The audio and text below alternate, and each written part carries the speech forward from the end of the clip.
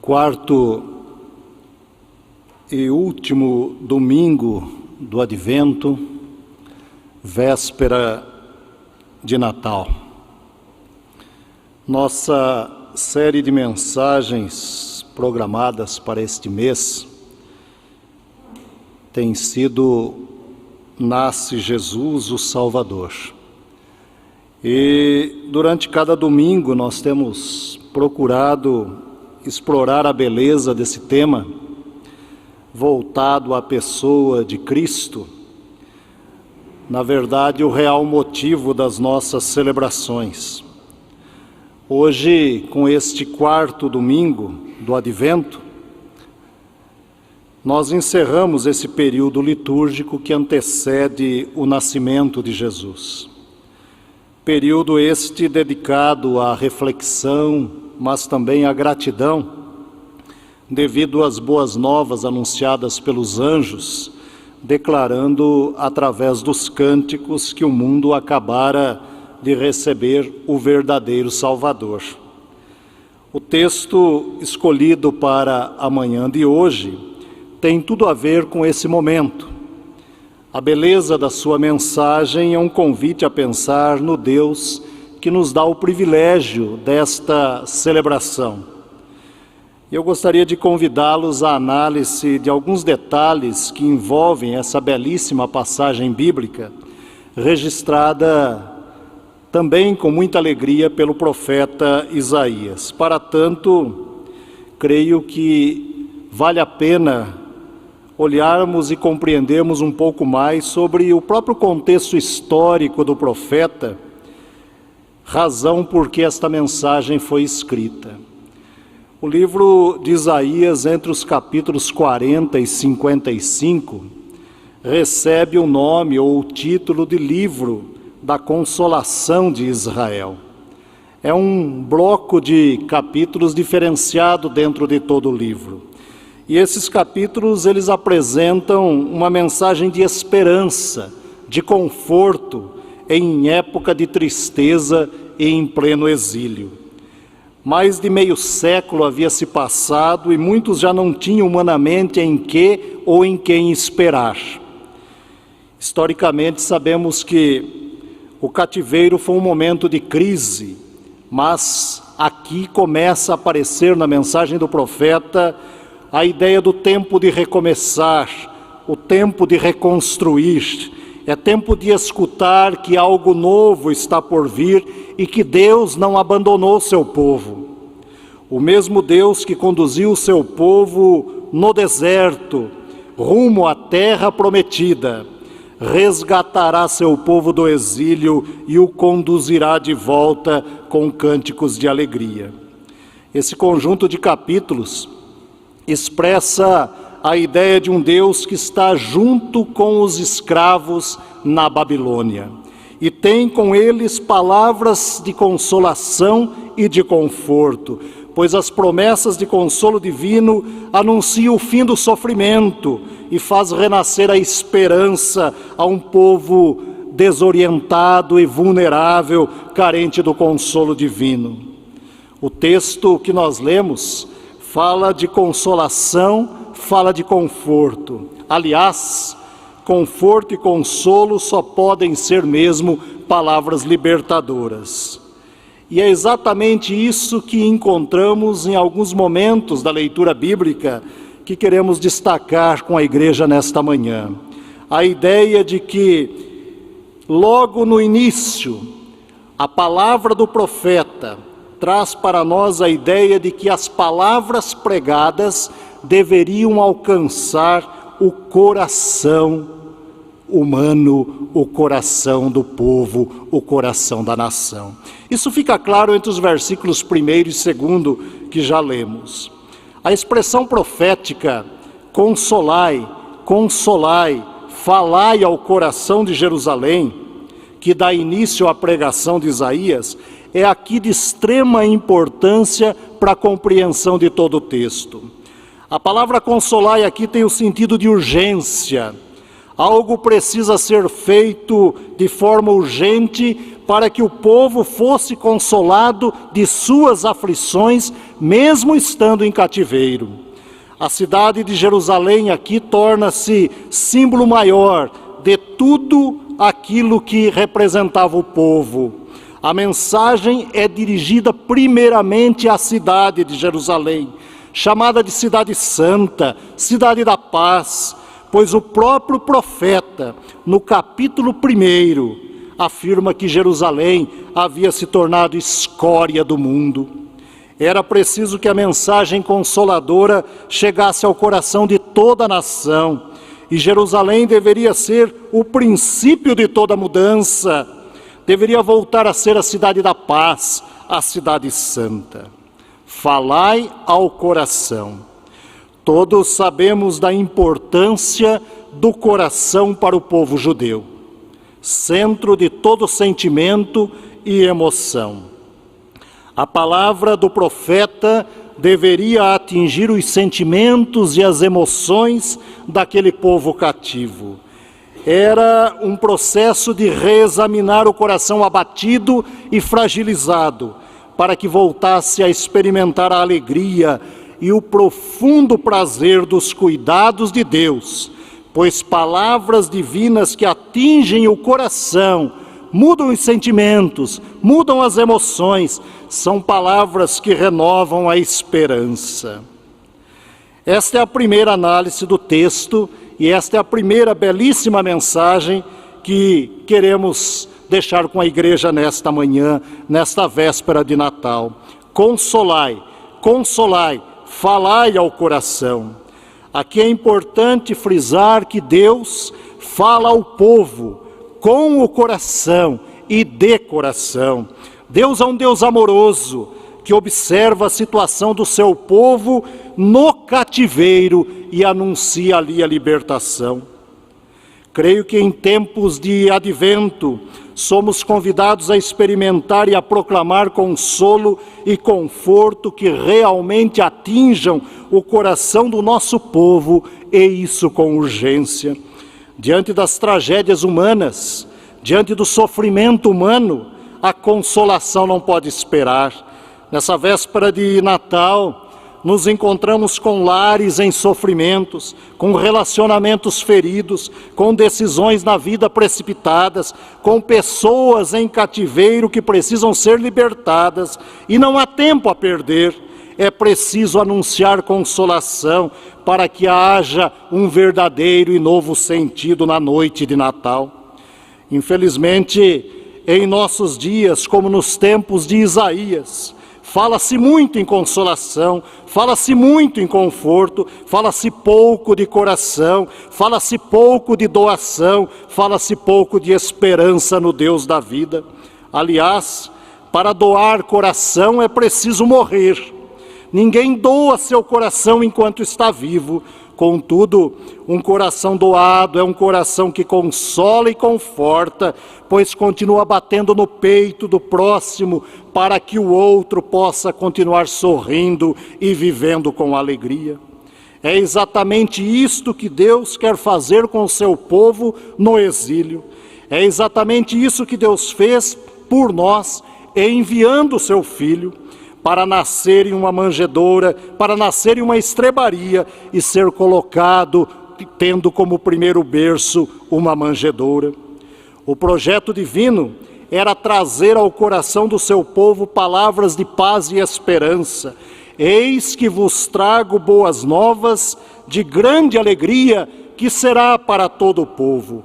Esta foi a mensagem do anjo aos pastores, naquela madrugada fria. Mensagem que os fez levantar, sair, caminhar, indo em busca do menino Deus.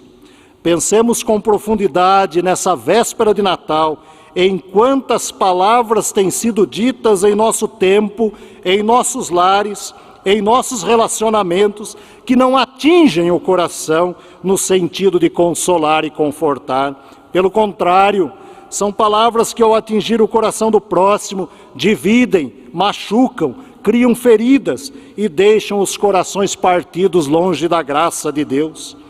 Quantas pessoas passarão o Natal em uma situação como essa?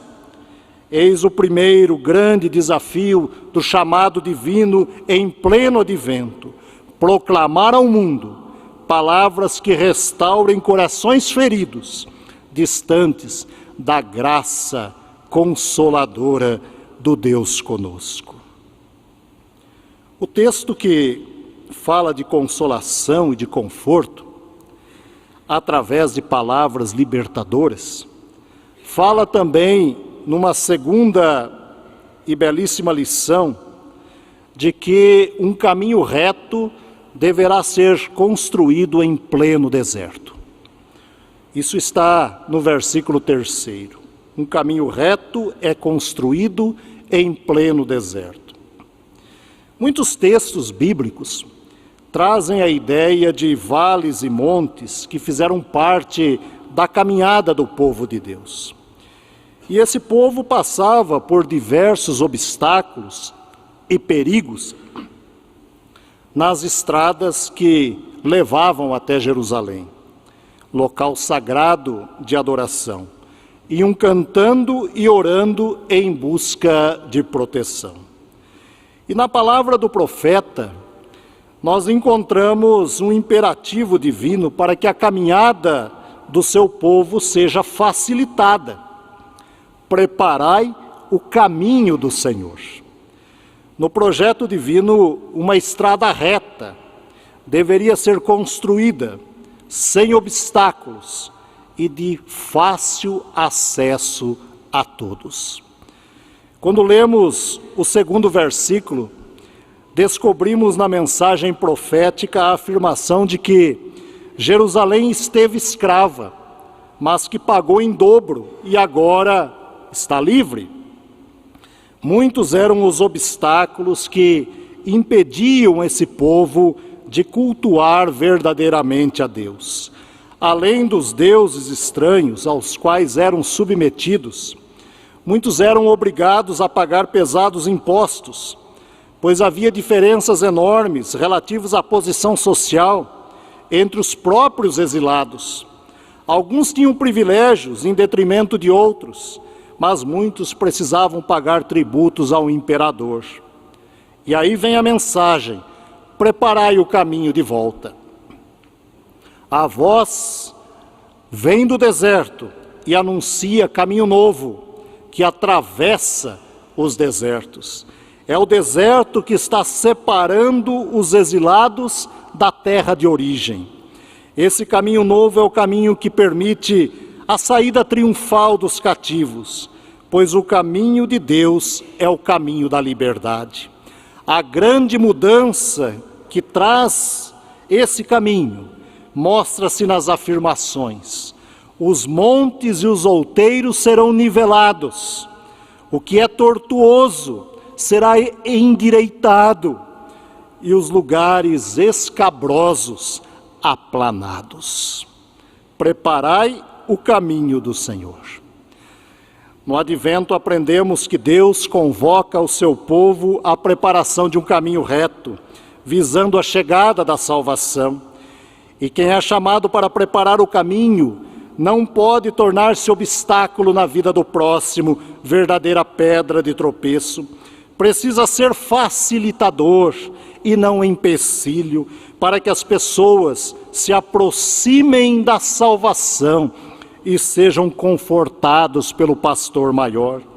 Quantos irmãos e irmãs, quantos caminhos tortos têm sido os caminhos da humanidade, caminhos pesados, cansativos, com subidas íngremes, descidas violentas, caminhos com espinhos, pedras, feras, insegurança, são caminhos que a humanidade tem trilhado. Em tempo de advento, somos chamados a preparar caminho que dê rumo à vida e levante o abatido, pois na escravidão não existe opção de caminho. Na escravidão é preciso se submeter ao opressor e caminhar por onde ele manda. Porém, longe da escravidão, longe do exílio, pode-se escolher um caminho reto que mais rapidamente nos conduz às águas de descanso. Daí o advento que nos conforta e nos consola. Caminho esse que traz para nós palavras de conforto, consolação e paz para chegarmos a Canaã prometida e nos levar em direção ao próprio Salvador. Esta é a ideia da preparação de um caminho reto em pleno deserto. Mas há uma terceira lição, não menos importante, nesta leitura que fizemos. As promessas de consolo e a construção de um caminho reto estão baseadas na ideia de que, para a restauração completa, é preciso crer que a palavra do Senhor permanece para sempre. Entre os versículos 6 e 8, o profeta continua sua fala, afirmando que os seres humanos são como a erva do campo. O ser humano é comparado à erva, porém o texto diz: não temas, pois o próprio opressor, que também é erva, e ele será exterminado, ele secará, pois isso é promessa do Criador. Apesar do cativeiro, o profeta anuncia algo novo, mas ao mesmo tempo antigo. Deus está com o seu povo, mesmo estando em terra estranha. Deus caminha com o seu povo e um novo êxodo acontecerá. Não é fácil acreditar nessa promessa diante de tanto sofrimento, diante de tanta idolatria, diante de tantos deuses estranhos, mas a promessa é: Deus está presente, é preciso crer. Os versículos 6, 7 e 8 mostram o tom do poder de Deus a respeito dessa fala. O que acontece quando o sopro de Deus passa sobre a erva? Seca a erva, caem as flores, toda a carne é como a erva, o povo é como a erva, também o imperador é como a erva, a Babilônia é como a erva, tudo passa.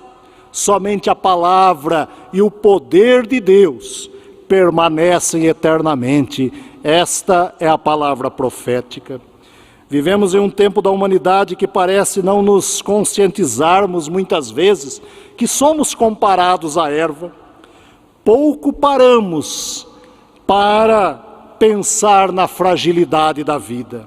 Estamos aqui agora, mas não podemos afirmar que estaremos juntos na noite de Natal, ou seja, daqui a algumas horas. Parece isso um pouco deprimente, mas é importante dizer: todos desejamos estar. Porém, a Bíblia está repleta de mensagens que nos alertam sobre a fragilidade da vida. Somos como neblina, conforme o apóstolo Tiago. Contudo, a palavra do profeta deixa claro que haverá tempo de brotas, de renovo. E é isto que ele escreve no capítulo 51, versículo 11. Assim voltarão os resgatados do Senhor, e virão de Sião com júbilo, e perpétua alegria lhes coroará as cabeças. O regozijo e a alegria os alcançará. Deles fugirão dor e gemido. Eu sou aquele que vos consola. A palavra humana pode ser passageira, como a nossa vida o é. Tudo no ser humano é transitório, e com o tempo até a sua beleza se esvai. O que traz mudança ou mudanças imperecíveis para toda a humanidade é a palavra de Deus, que permanece eternamente cumprindo as suas promessas. É a intervenção divina que garante a permanência da palavra escrita. Podemos afirmar que estamos diante de uma humanidade seca, como na visão do profeta Ezequiel. Somente palavras de consolação é que farão reviver a esperança no coração do ser humano nesta noite de Natal.